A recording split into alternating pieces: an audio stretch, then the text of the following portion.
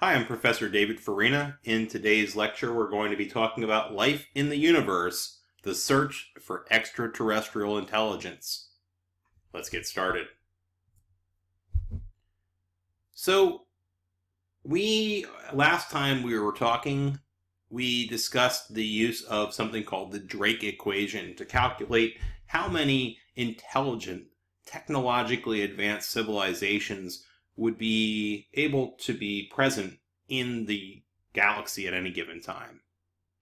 And one of the factors, the last factor in the Drake equation, was the average lifetime of a technological civilization.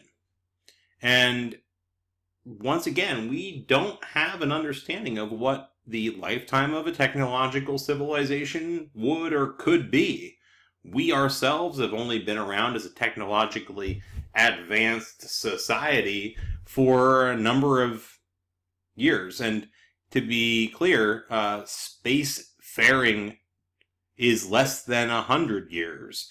And so we have a lot to learn when it comes to technologically advanced civilizations. And I'd argue, are we actually at that point yet?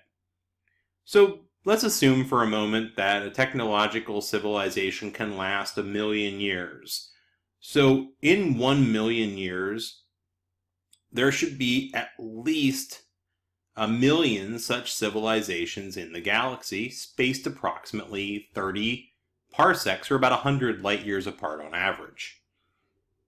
This means, however, at the speed of light, that the communication between these civilizations would take 100 years in both directions. So to have a two-way conversation, you would still have 200 years between signals.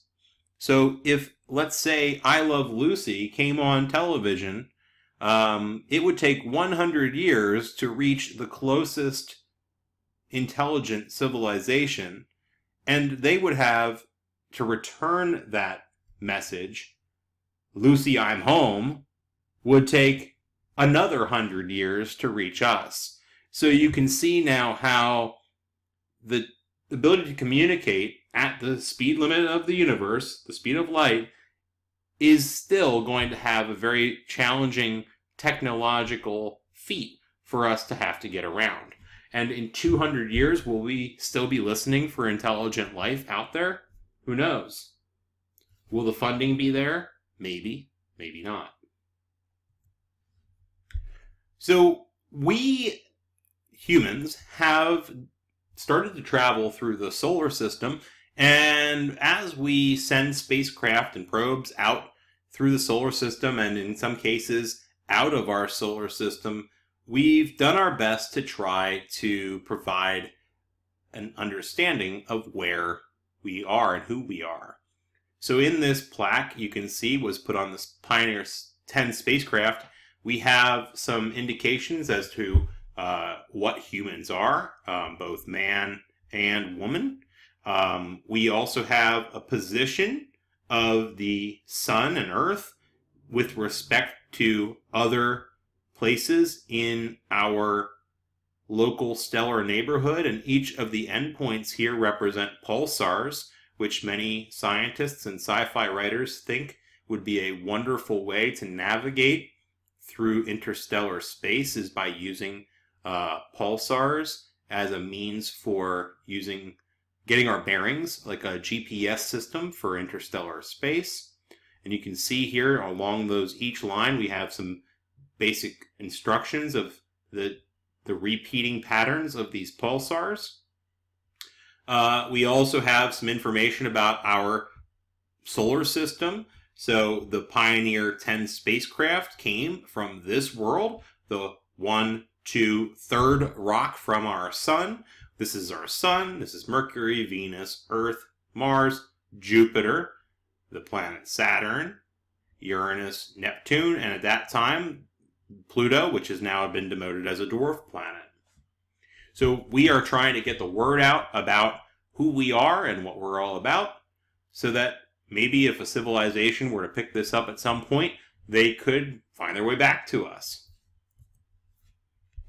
Now, As we continue to look out, we are using radio signals as a means to try to look for for alien civilizations. But they could very well listen in on us. If you look at the radio intensity of various different places on Earth as the Earth rotates, you would find that Australia and Japan have a rise. North America and the East Coast is a very high peak, the highest in fact. North American West Coast is another peak. Western Europe has a pretty big spike. Australia, Japan, once again the North American East Coast. North America and the West Coast again. Western Europe again. And so we would see this rotational effect. And we would also see spikes in radio signal that are associated with large population centers.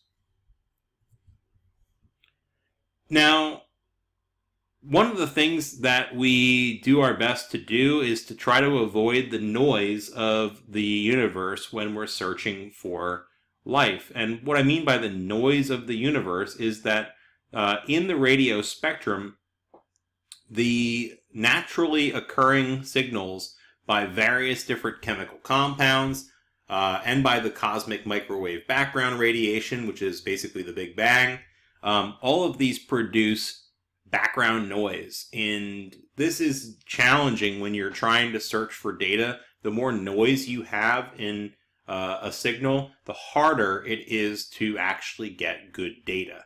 And so we are looking at specifically something called the water hole, where we can get around a lot of the problems that water produces. As you can see here, all of the problems that water produces. Oops, sorry about that. As all of these different peaks in the radio spectrum are produced by the water molecule, we go for this little gap here where the signals and the noise are much better separated.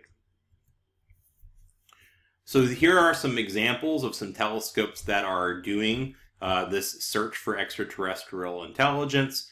And below in B is a plot of what the data might look like. So thanks for watching today's video on Life in the Universe, the search for extraterrestrial intelligence. I hope you liked this video. If you did, please click that like button. If you'd like to learn more, please subscribe. And if you'd like to get a notification each time I make a video, please click the bell at the bottom. Thanks again, and have a great rest of your day.